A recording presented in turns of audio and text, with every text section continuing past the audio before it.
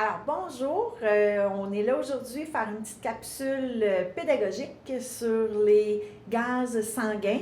Une petite capsule bien de base. Là, on n'ira pas en profondeur dans ce que ça pourrait être en gros. Alors, juste qu'est-ce que je veux que vous compreniez pour le cours de 512 et la période du cours MPOC dans le 512. Alors, on voit aujourd'hui comment interpréter des gaz sanguins, acidose, alcalose, compensée, non compensée, partiellement compensée, peu importe. Alors, on va commencer par avoir les normales. Alors, je vais vous écrire les normales ici. Ce qui nous intéresse quand on fait l'interprétation de gaz sanguin, c'est le pH. Alors, le pH, on s'attend à ce qu'il soit entre 7,35 et 7,45. Jusque-là, tout le monde me suit. Alors, à 7,35, ici, avant 7,35, on serait considéré en acidose. Après 7,45, on serait considéré, puis je vais l'écrire d'une autre couleur, serait considéré ici en alcalose. Jusqu'à date, tout le monde me suit, j'imagine. L'autre donnée qui serait bien importante à regarder, c'est le CO2. Le CO2, qui lui, en temps normal, devrait être entre 35 et 45.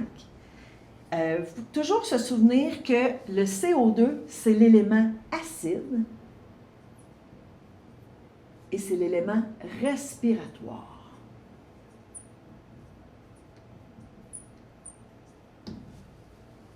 Jusque-là, ça va? L'autre élément qu'il faut regarder quand on interprète des gaz sanguins de base, le HCO3, qui lui devrait être entre 22 et 26. Il faut se souvenir que le HCO3, c'est l'élément alcalin. Alors, vous comprenez pourquoi j'ai changé de couleur. C'est l'élément alcalin et c'est l'élément métabolique.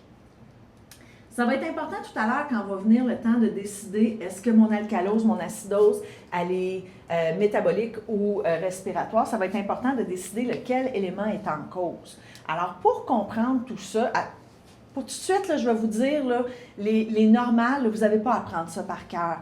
Si vous avez à interpréter des gaz à l'hôpital, ils vont toujours vous les donner, les normes. Dans l'examen, je vais toujours vous les donner, les normes. Ce que je veux que vous vous souveniez par cœur, par contre, c'est ça ici.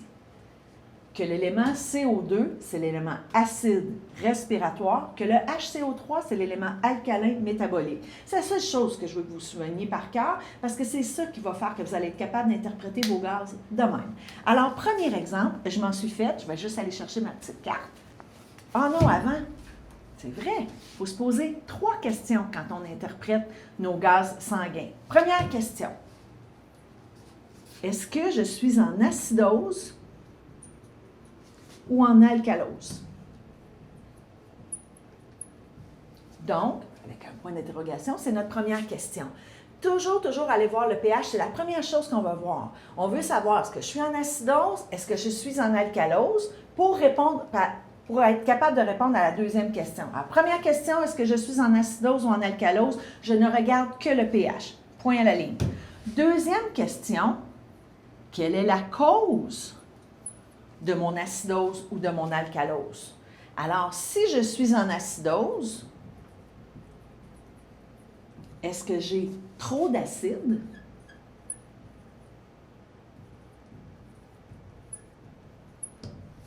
Acide E. Ou, non, attends un peu. Ou, j'ai pas assez, et je vais changer de couleur, d'alcalin. Parce que ces deux trucs-là peuvent causer l'acidose. Si j'ai trop... La réponse la plus évidente à la cause de l'acidose, c'est que j'ai trop d'acide. C'est la plus évidente. Mais si j'ai pas trop d'acide, il faudra aller voir l'autre élément, celui qui est alcalin. Si j'ai pas assez d'alcalin, ça peut causer l'acidose aussi. Donc, on va aller voir ces deux résultats-là pour répondre à la cause de notre acidose ou de notre alcalose. Alors, dans le même ordre d'idées, si, après avoir vérifié mon pH, je décide que je suis en alcalose, bien là, il faut que je me demande, c'est quoi la cause de mon alcalose? Est-ce que j'ai trop d'alcalin?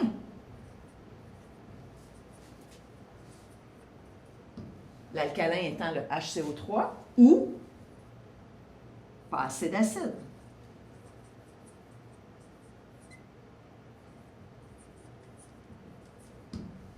N'est-ce pas? Fait que ça pourrait être, je suis en alcalose parce que j'ai trop de HCO3, ou si mon HCO3 est normal, j'ai peut-être pas assez d'acide. Alors, je vais voir mon CO2, puis si mon CO2 est trop bas, bien, c'est peut-être ça qui cause mon alcalose. Ça vous va? Alors, première question, est-ce que je suis en acidose ou en alcalose? Facile, on va voir le pH, puis ça nous donne la réponse. Quelle est la cause de mon acidose ou de mon alcalose? Là, je vais répondre à ces questions-là. Et la troisième question, je vais revenir en bleu. Troisième question. Là, si j'ai dit, je suis allé voir le pH, je suis allé voir la cause, l'élément qui cause mon acidose ou mon alcalose, je vais aller voir mon autre élément, celui qui n'est pas en cause. L'autre élément.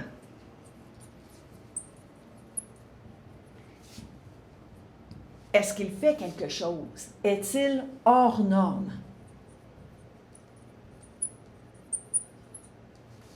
Oui, il est hors norme. Hey, ça veut dire que l'autre élément essaie de faire quelque chose pour ramener mon pH à la normale. Parce que c'est ça, dans le fond. Tout ce qu'on veut, c'est ramener le pH dans la norme. Donc, est-ce que mon autre élément fait quelque chose? Puis là, j'ai mis autre élément avec des S. Autre élément, pas de S, comme ça. Alors, est-ce que mon autre élément fait quelque chose? Oui, il essaie de compenser, donc je suis compensée. Est-ce que je suis complètement compensée ou partiellement compensée?